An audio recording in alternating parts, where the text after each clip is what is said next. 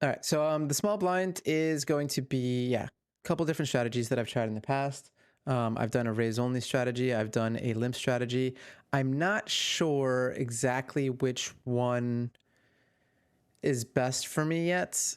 I think as I get higher in stakes, it'll be beneficial to have a complicated strategy in the small blind because finding an edge at higher stakes is a lot harder than it is at mid stakes. So there's nothing really left to study other than more complicated solutions, right? So the more complicated, the harder it will be to play against, but it also will be harder to execute. So you have an argument on both sides, right? You have an argument that players aren't going to be ready to play against a limp strat, or you have the argument that it's very hard to execute a limp strat and you're better off just raise only and simplifying it. But I think the latter argument is a bit weak because it really doesn't give humans enough credit that they can execute the things that the solver's doing. Like, the solver isn't some mysterious, crazy AI that no one understands. It's a fairly straightforward AI that was programmed by humans to solve the game in a very understandable manner. Like, it uses techniques that humans derived from game theory, so it makes sense that humans can understand what the solver is doing. That being said, it takes a little while to figure it out, but it's not like impossible to implement it into your own strategy. And I think that, yeah, people underestimate humans and overestimate how difficult it is to play a complicated strategy. That's coming from someone who, I've done the whole one bet sizing on every single run out scenario, and I've done the 4 different sizings on every single street. So, like, yes, I'm still learning the tough strategy, but I think it's a lot more rewarding, and it gives me an edge against players that don't know I'm actually balanced in certain sizings, right? So I'm going to stick with the limp in the small blind, but I can understand if you want to simplify here in the small blind and only raise. Interestingly, the strategy isn't that much different other than adding the limp. So, like, the raise frequency is close, but it does add a lot more hands when we add a call in, right? So we're playing more hands like ace deuce offsuit, king 5 offsuit, 10-4 at a higher frequency, 6-3 suited, 4-3 suited, etc. So looking at small blind versus big blind, I would say if you're looking to find edges at high stakes, limp strategy is good. Otherwise, use the simple strategy. So the one of the bigger reasons I actually implemented the limp strategy is because when I analyzed my hands in the history analyzer, it kept marking me wrong for folding Jack 2 suited, but the solver wanted me to limp it, right? So it kept giving me an error. So I was like, fine, I'm going to stop getting these errors. I'm going to start limping. And so I started limping Jack 2 suited and all the other combos that came along with it, right? So that's kind of me being stubborn about getting errors on GTO Wizard story. All right, so we have a bunch of different nodes for the small blind versus big blind. When we add a limp, we add limp and then big blind 3x's, or big blind 5x's, or big blind checks. So we have 3 different nodes after I limp. Whereas if I raise, it's 2 different, right? They either raise or they call. And so this adds the complexity to the game tree. A lot of players I find simplify to raising to 4 big blinds, which is in between 3 and 5. Like, splitting up 3 and 5 is, maybe a bit nuanced. I do it just because it's not that hard to implement, in my opinion. If you look at what hands raise 5 and what hands raise 3, it's basically the same amount of hands. They all share a raise 3 or raise 5. There are very few hands that are like pure raise 3 or pure raise 5, other than something like ace king is, ace king suited is raise 3, ace king offsuit is raise 5. Other than that, I don't really see too many combos that are very geared towards one side or another. I guess 10-3 suited is a raise 3 only. 7-5 suited is a raise 3 only. A lot of checking going on. 9-5 suited is a raise 5. 10-8 suited, a lot of checking. But yeah, I don't think you could go wrong by just mixing between check and then like a split between raise 3 and raise 5. So if you have like an RNG and you can roll like, let's say you roll a 30, that would be a raise 3, and then like a 25 and under or something would be maybe a raise 5, right? And then you might want to check depending on what combo you have. The most important thing in the limp strategy is knowing how the big blind is going to play. If they're playing incorrectly, it's going to be very good for you to limp because you're going to gain EV somewhere. If they're playing close to optimal, then it's going to be harder to find that edge post flop. But I think a lot of big blinds are not playing correctly. Like you see here, they have pure checks that you need to know. And the mixture of raising, it's difficult. It's a difficult strategy, but I think it's worth it. So moving on, we're looking at small blind first. So we're going to look at the limp and then the raise. I think I may have made notes about this one actually. In another, I think we did it in the 6 max one. Reflop strategy, small blind strategy. Yeah, here we go.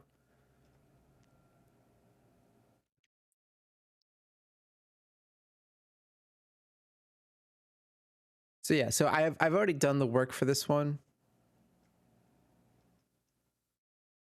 I'll just copy paste it over to the 3 max.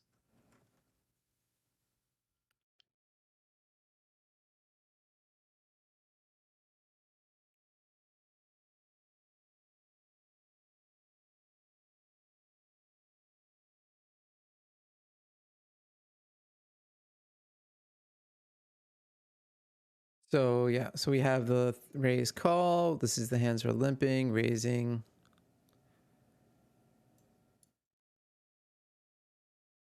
These are the high frequency raises. So there are like raise only hands, and they typically are linear with a mix of like the suited 9s and the suited 8s. Oops, that's actually 3xing, sorry. Here's the raise only hands, like the suited broadways, queen jack suited. Yeah, these are the only ones I think that are pure raises. It's like tic-tac-toe over here or something.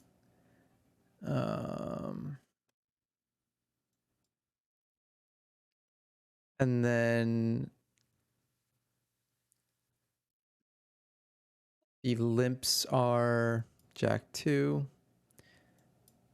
And then these are thresholds. So like these are the important hands to remember because they are the most unique,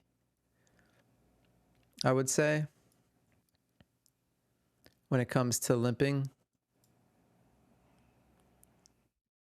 Everything else is approximately a mix 50 to 60% of the time. The best thing to know about having a limp strategy is typically you're limping less than you're raising. So if you forget what to do, I don't think you can go wrong by just raising. And it would be a mistake to limp something like king jack or ace jack. So the default of raise is probably better than limp. But you can see the threshold hands, king 5, king 6. Isn't limping way more complex for a small EV gain? That's what everybody says. Yes, it is technically, but it's not taking into account how difficult it is to play against as a human on later streets, right? So like, let's say you're playing against a limping strategy. Do you know all of the hands that you need to raise when villain limps? Do you know all of the hands that you need to play a 4-bet versus a limp raise? Do you know all the hands you have to call versus a limp raise? Do you know what their range looks like when they limp call? Like all of that stuff. I think that's unstudied by a lot of players. And so that's where you gain a lot of your EV back, or that's where you gain more EV.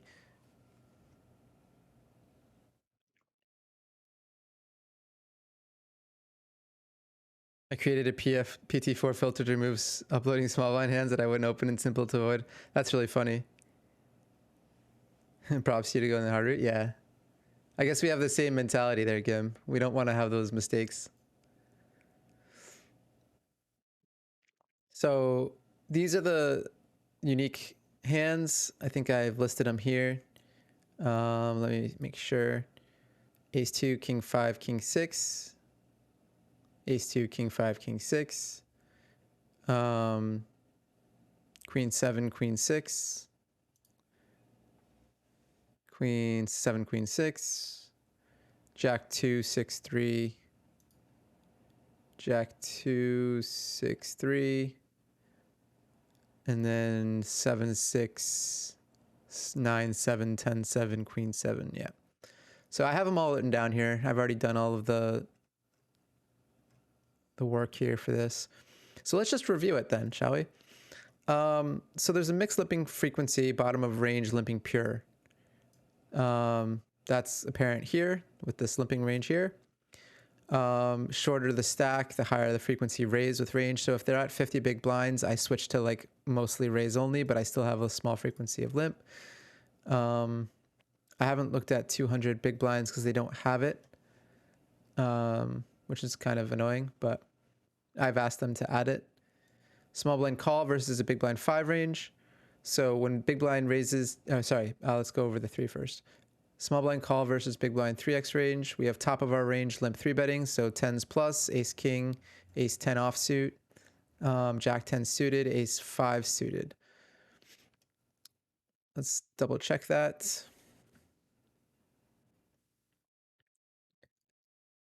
Checks out, although ace 10 and ace jack are mixed, so I shouldn't have that.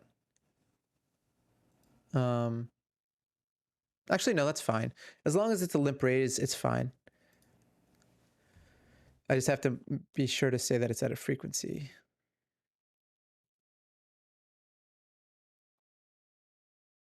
Is this IE or example? I think it's example.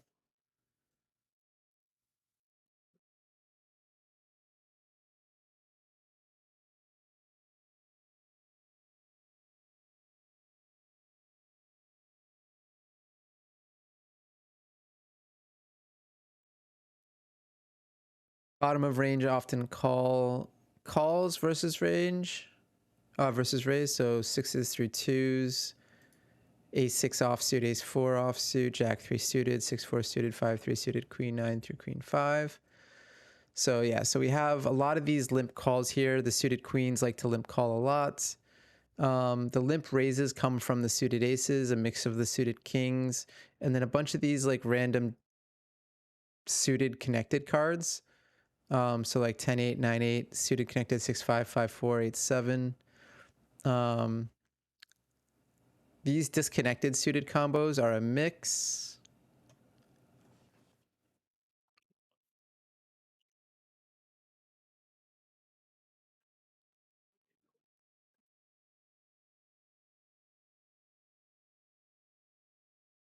And then versus the 5x, we're folding more often. So 63% of the time we're folding versus 42%. That's a big difference. More linear in value. Top of range call 3 betting is 10s plus. Ace king offsuit, ace 10 offsuit, jack 10 suited plus. So it looks like if they do use the 5x, that is not true. Jack 10 suited is a call. Top of range call 3 betting.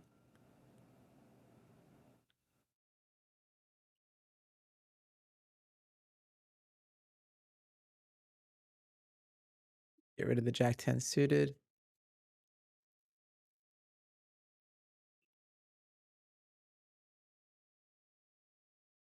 That's limp calling. Good thing I looked at that.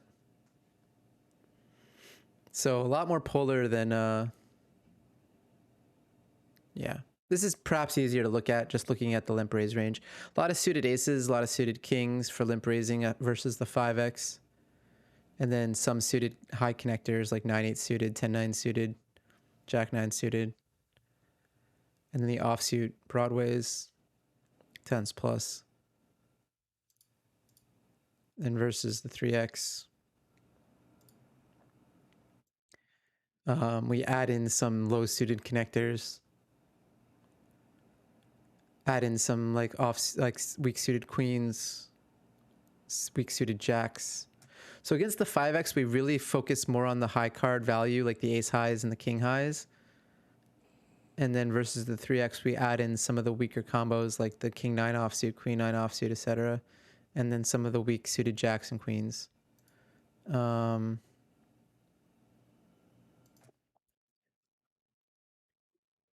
Difference between 3 and 5x. Difference between facing as small blind. Check limp raise.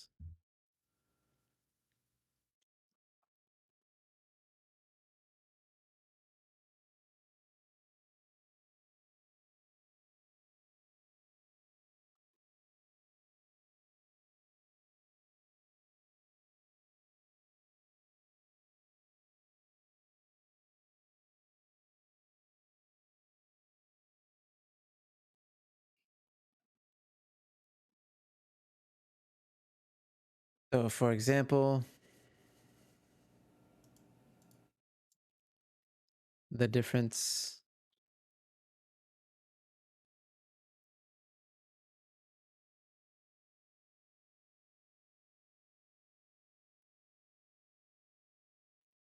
BX uses more weak suited combos.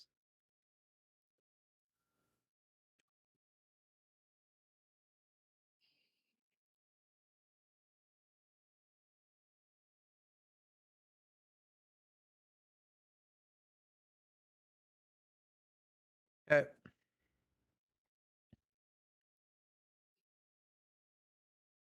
I just put a hyphen on everything so it stops correcting me. Yeah, so that's fine. And then when we 3x, we only either face a raise or a call. So we have our limp raise range. We should actually look at limp. So let's say they make it 5x. We limp raise to 18. If they make it 3x, we limp raise to 14. Let's say they go 3x, we go 14, and then they 4-bet. So what are we jamming, right? Limp raise 3x versus big blind 3-bet. So we have small blind 4-bet. We have an all-in. We do have an all-in. Okay. Hold on. Let's look at the all-in first.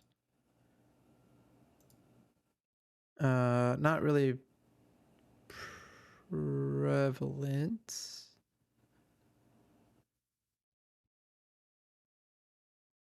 All raise. Raise. 4-bet. Okay. Small blind 4-bet. I think I meant to say big blind 4-bet.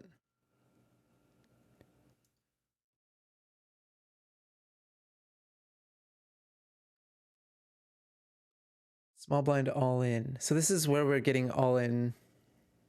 What is this? Small blind raise 3x versus big blind. Oh. This is not limp raise. That's why I got confused. Small blind versus 5x raise. Small blind call.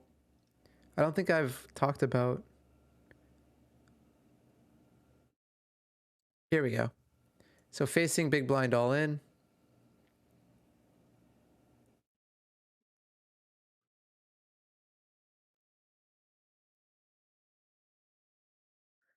So if we limp raise 5x, big blind can shove. Then we have to call these combos. Let's look at the 4-bet one first. So let's say we limp, big blind raises, we limp 3-bet, big blind 4 bets. What's our shoving range? So 5-bet shoving range. That's what I need.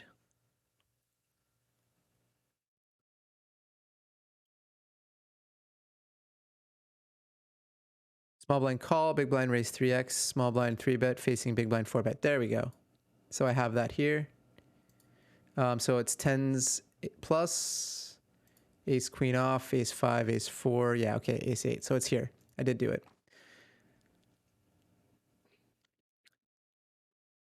Maybe I should just do the, like, maybe I should just make it like, say, small blind 5-bet so it's more clear.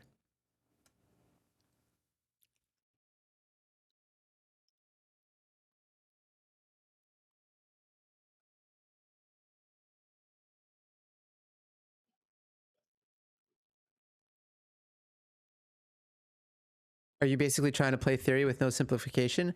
I'm trying to play GTO Wizard's limp solution for the small blind with no simplification. Yeah.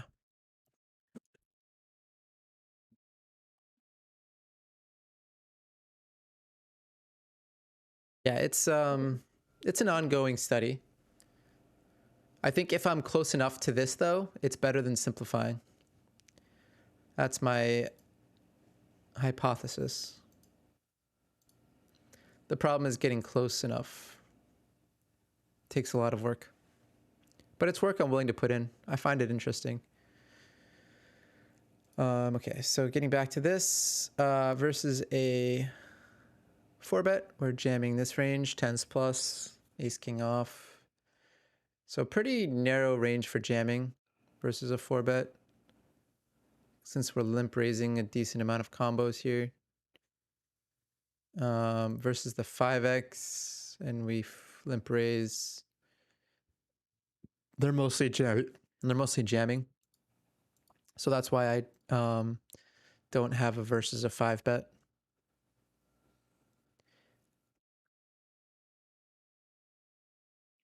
We just have a versus the jam call range, which I have written there.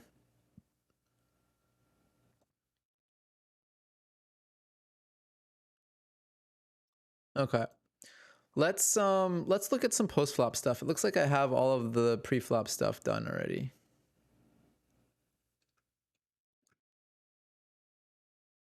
So what are we gonna do here? I could probably practice. I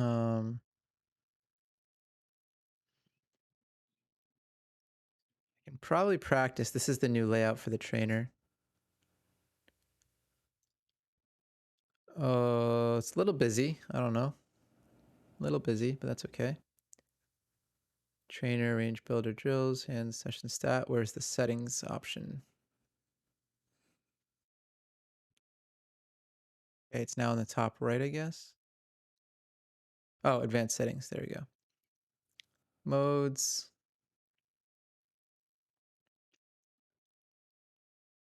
Spots.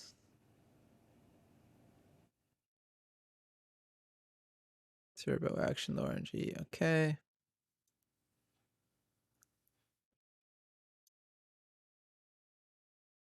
All right, let's do a custom spot.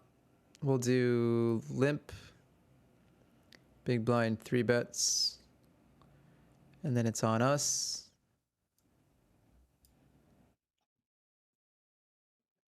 Okay, so ace 3 offsuit. I think if we limp it, we're actually supposed to fold pure. 9-8 suited. I think this is a mix between call and 3-bets. Low frequency 3-bet. Not folding though. 10-4. I think this is a fold. Fold. King 7. This is perhaps a mix of raise and call. I would say more so call. King, queen. This is going to be a mixed 3-bets. 10-4 we know is a fold. 10-5 is probably borderline, so maybe a mix of fold and call.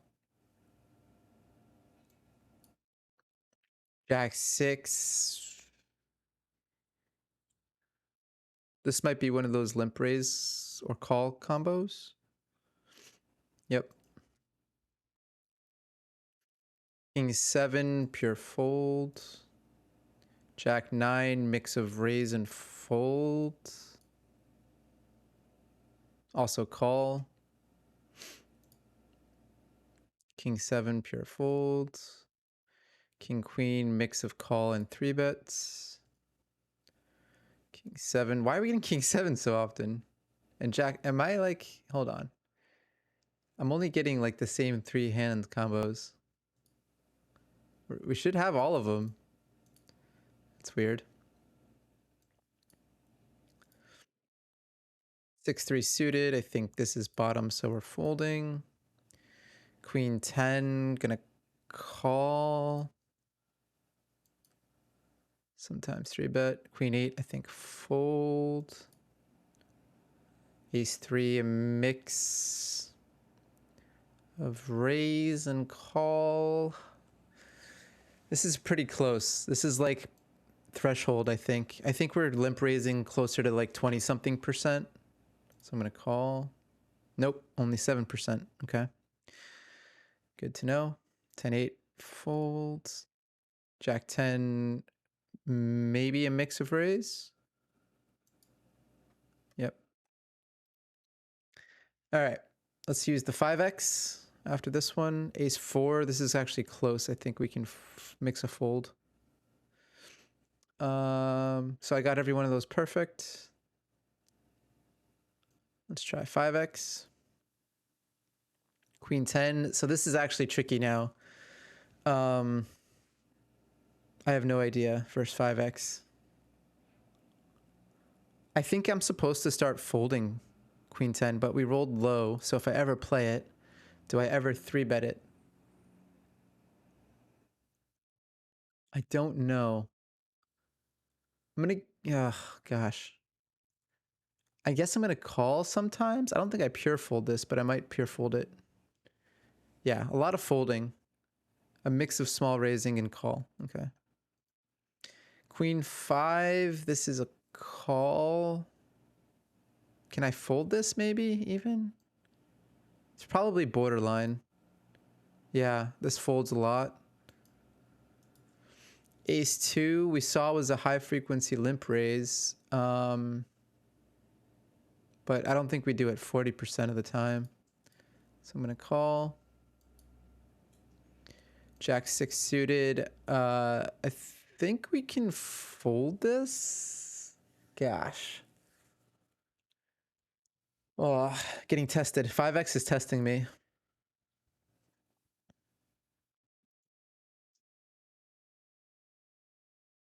Let's fold. King, queen, we can mix 3-bets. Although, do we do it a third of the time? Maybe. It's very close. I would say it's a little less than a third of the time. Damn. 35.2. Look how close that is. I rolled a 35. I was, what is that? 0.3 off? Damn. Queen-8 folds. We'll play 20 of these just like we played 20 of the 3x and then move on. Ace-10. Call. Damn, another one that's 2% off. Limp raising a decent amount here with the offsuit combos. Jack-5 is a fold. King-4 not folding, but could mix in a raise. Oh, we are folding. Jeez. Okay, I would have made a mistake there. I would have thought a suited king was good. Hold on. Where's the little study option.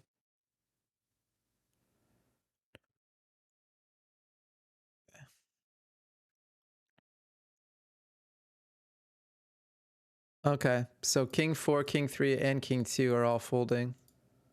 Damn. King 5 is where we start the 3-betting.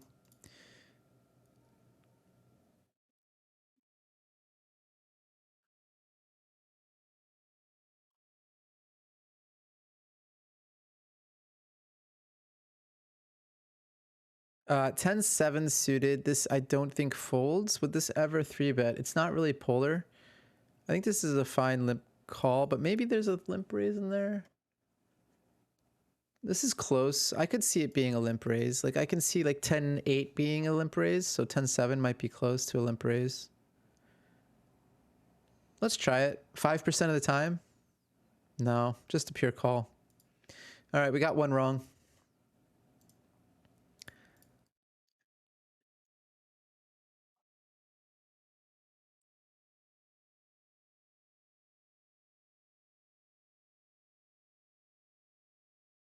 So here we go. 10-8. I think I can limp raise. Yeah.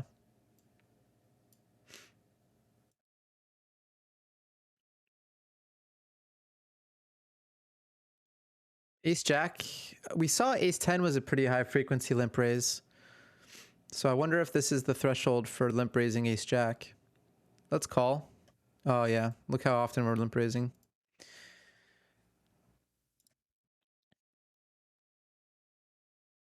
King Queen, we can limp raise. Jack 4 folds. King 7, limp call.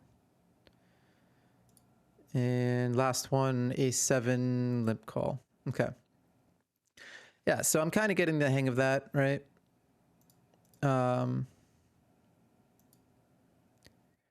So we want to play post flop a limp call range. See, this is where it gets annoying because we have to play post flop for limp raise 3 and limp raise 5. It's a very different solution.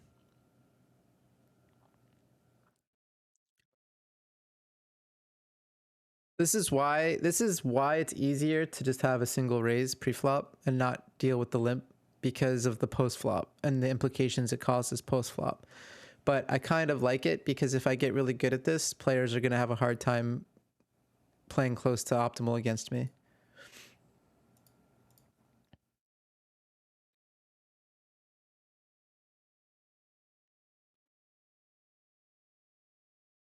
Why is there no ace king suit in this range? Are you flatting it versus 5x?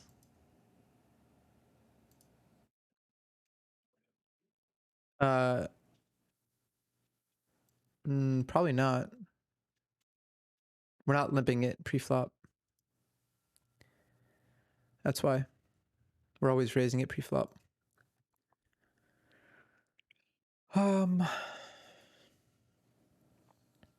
Okay. What can we look at next? We can also play the 3x open. This is going to be the more common, right? So let's play 3x open, big blind call. We're going to take a look at that.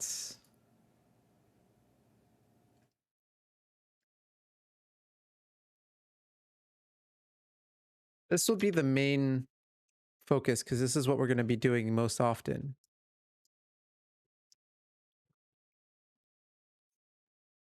Small blind 3x, big blind call, right? This is like the bread and butter of blind versus blind strat. So let's take a look at raise 3x call. Let's look at the aggregated reports.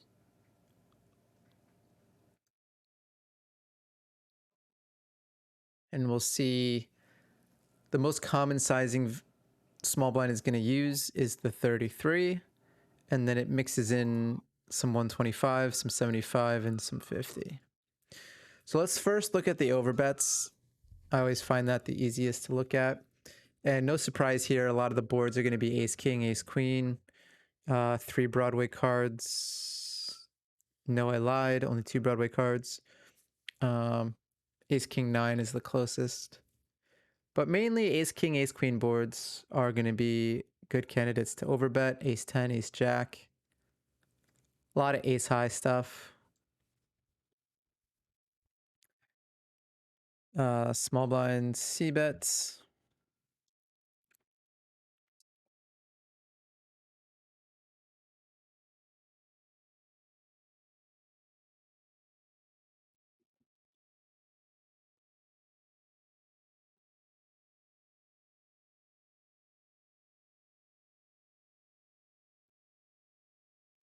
So yeah, so it's mostly going to be aces, queens, kings on the board that allow us to overbet.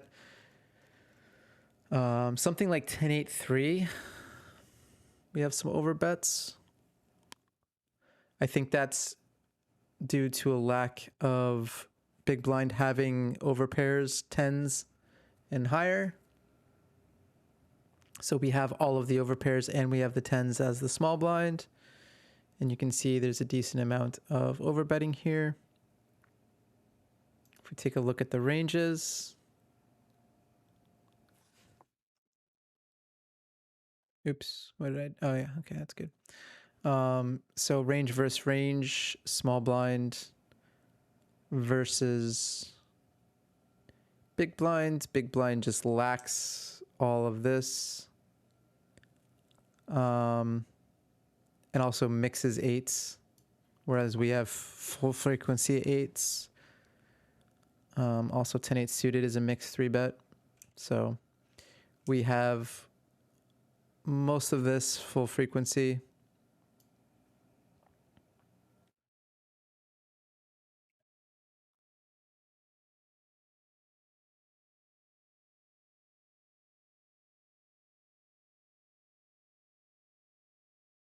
Mm-hmm.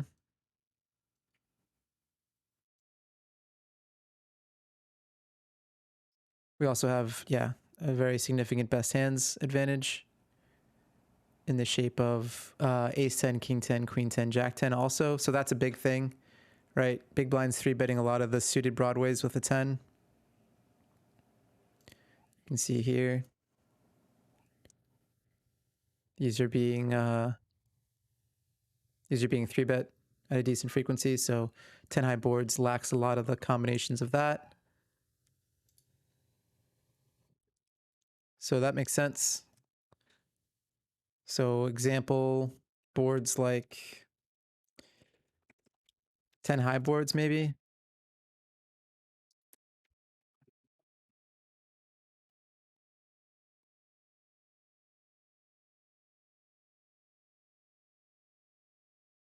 Makes sense.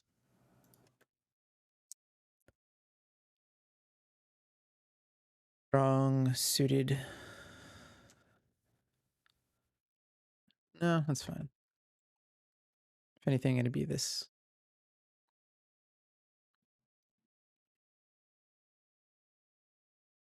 So those are the board textures that we're overbetting.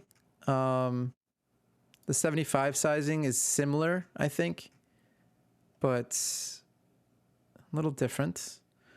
So the 75 is maybe boards that favor us but are more connected, that don't need to be betting as large, like 3 Broadway cards connected.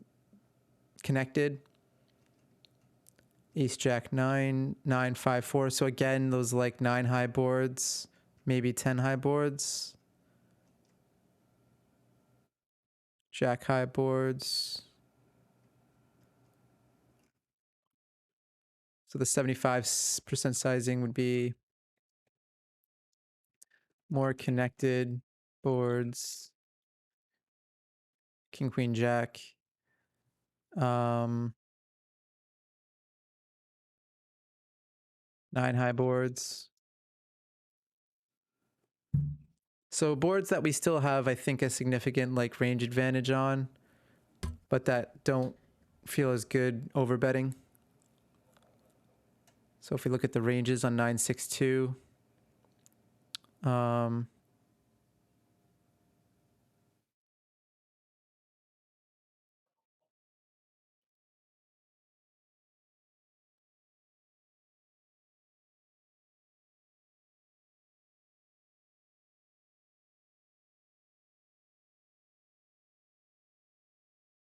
Yeah, so we still have a big best hands advantage. But maybe like villain has more good hands now to defend. Maybe the equity is not as good as like the 10 high board, right? Like if we look at 10-8, 2, there's 53 equity for the 9-6-2, 53.7 equity, and a more significant best hands advantage.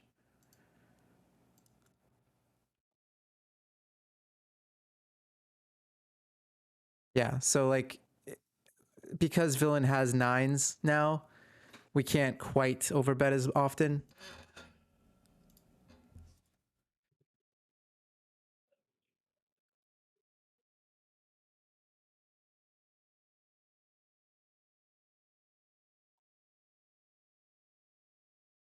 Yeah, so that's why we're using the larger sizing instead of the overbet.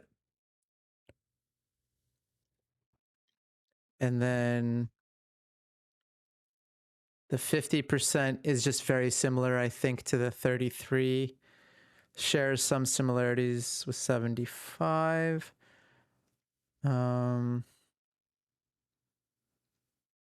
It's just going to be a mix of using the 33. So like the 33 sizings are going to usually be boards that either we have a very strong advantage on or we don't have an advantage on. I think it's pretty polar when it comes to using the 33 sizing. Like Jack 4-3, we don't necessarily have a big advantage on, right? Because villain can have all of the strong like 2-pair combos, all the sets except for jacks. So I think on boards where we bet smaller, you can see the best hands advantage isn't nearly as large. We have a lot of like best hands, good hands, weak hands, not too many trash hands. So we can go for a small sizing.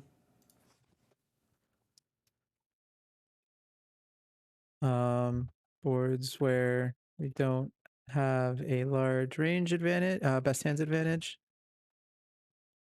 and a lot of a lack of trash hands. So we're just kind of c-betting the small size at a decent frequency. Like King 5-2 is a good example. Take a look. Again, the best hands advantage isn't huge, but we lack a lot of trash hands. It's a common theme here for using the smaller sizing.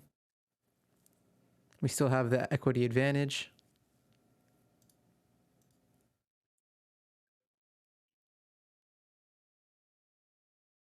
Seeing a lot of like, common themes.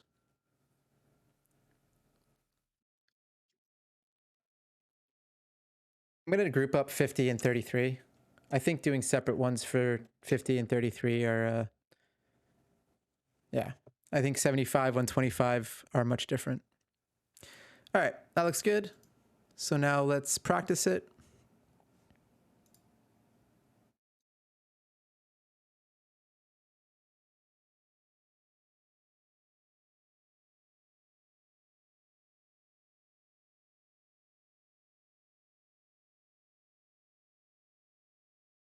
I don't know. I feel like a spot like this, you can make some big mistakes. Seems like going down a very tough tree when playing close to optimal is already hard enough when playing a simple strategy. Like you said, it changes a lot of things post-flop when you PFR small blind. Now you have to discount all these hands at pure frequencies because you're limping them sometimes. I think it'll be easier for me to know which hands I have post-flop than it will be for villain. Like memorizing pre-flop isn't hard. Memorizing pre-flop just takes time. It's more about how that affects the post flop. And then if villain doesn't memorize the pre-flop, but I do, I already have an advantage. So I don't have to like play perfectly post flop, but I have to just play according to what I think theory is. So I think the biggest thing is that when you understand game theory, you don't need to memorize post flop. You just need to memorize heuristics and understand what combos would be good for, check raising, what combos would be good for check calling. what combos would be good for leading, right? Like that stuff isn't as hard to like, once you get a good idea of the concepts, you can kind of guess pretty close to what optimal is going to be.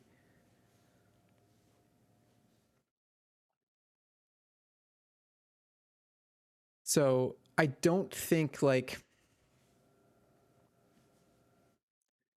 I don't think it's like that difficult for post flop if your theory is really, really good. If your theory is lacking, then post flop will be way too hard for you. I agree. All right, let's do another study trainer session here. What do I want to look at? Raise 3, call, flop, whatever on us. All right, so ace 3-2. This is a board that we don't typically have a huge advantage on, surprisingly, even though it's an ace high board. Villain has 4-5. They have 3s, 2s, ace 3, ace 2, right? They have all these combos. That being said, I'm going to bet small if I am going to bet. So we'll go ahead and bet here. See, like what I just did there, assessing the board, understanding who it favors and what the range interacts with the board, and then choosing the sizing based on the fact that I don't have a big advantage, knowing that I have a lot of good hands still. I want to use a smaller sizing. I use the smaller sizing, and then I go from there. And then we evaluate turn. But like if you can do that for all of the flops, you don't need to do a lot of memorization. Ace 8-5, another small bet or a check scenario. I think it's fine to put in a small bet. This might be close to a pure check, but I think it's okay to have some mix. Yeah, this is really close to a pure check. King 4-2. This one we can have some small bets or checks. Gonna check this time with this combo particularly. Jack 6-4. Again, small sizing is fine. We can also probably use a 50 or a 75. I don't think we go for the overbet too often. This particular hand I think is fine for a bet 33 or check.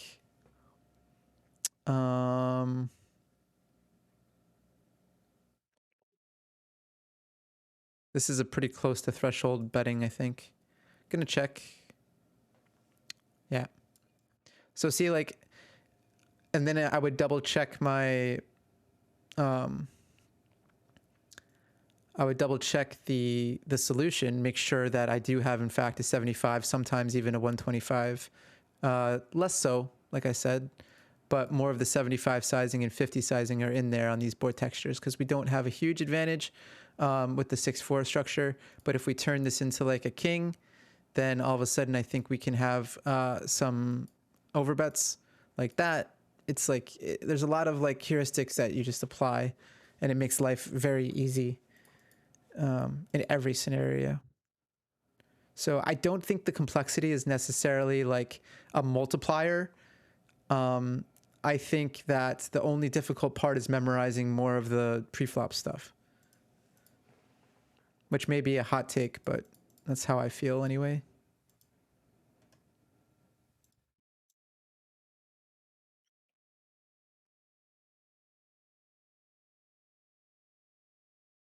I want to move on.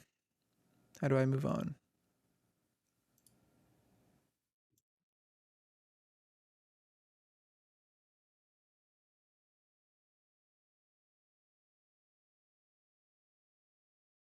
King, queen, 8. So this is a board we can have overbets on, large bets. 7-5 suited probably can sometimes be put in a bet range, but I think we're mostly checking this. We can also have some 50, 75 sizings. I don't know if we have a small sizing here.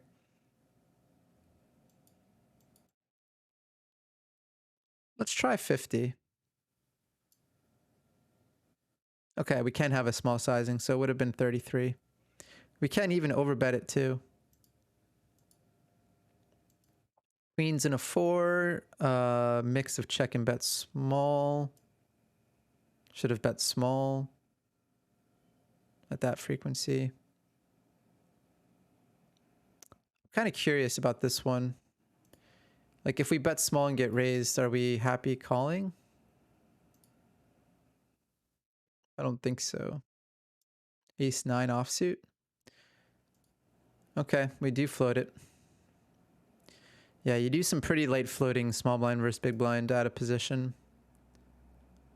A lot of calling. Just folding the bottom parts of our range. I guess that makes sense. Ace 7 and ace 6 get folded though, so ace 9 is like threshold.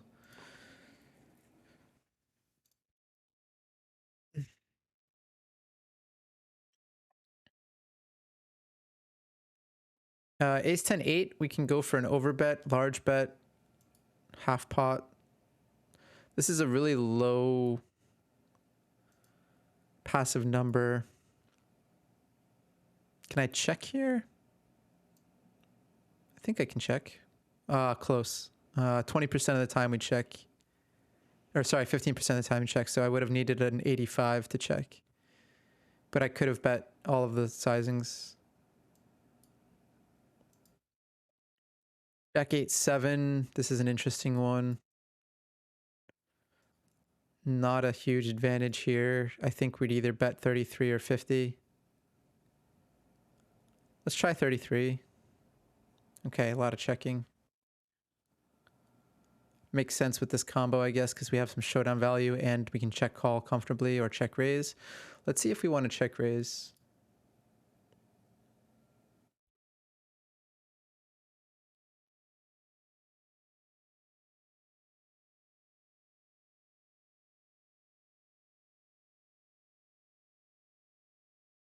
No, we're mostly check calling. With the 10 of spades, we can check raise, though. That's what I was thinking. We had the 10 of spades, so it's a good card to have as a check raise. I like it. I like it.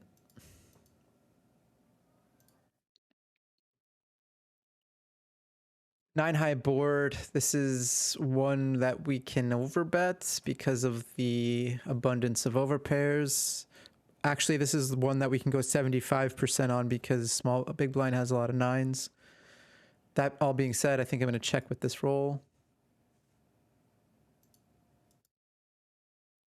Queen 8-5. Probably a mix of small bet and half pot. Could even go some 75. Let's see.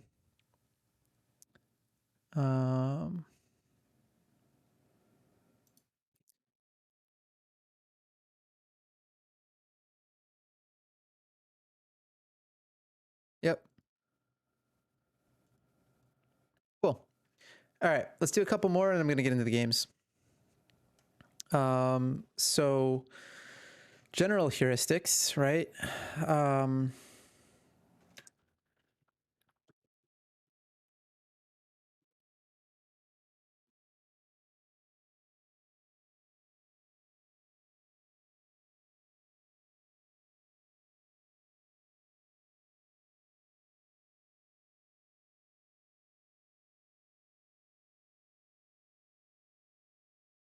I mean, this is a very like, I'll edit that later, but okay.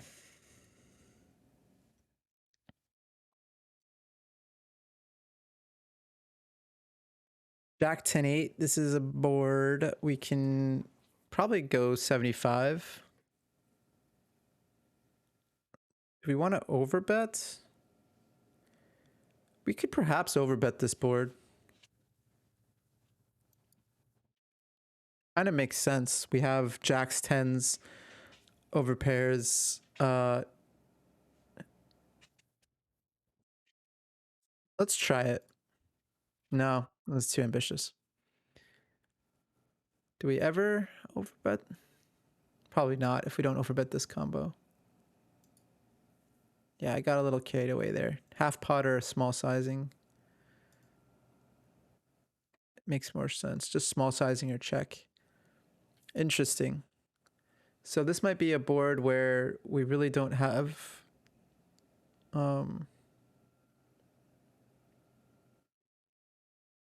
small blind.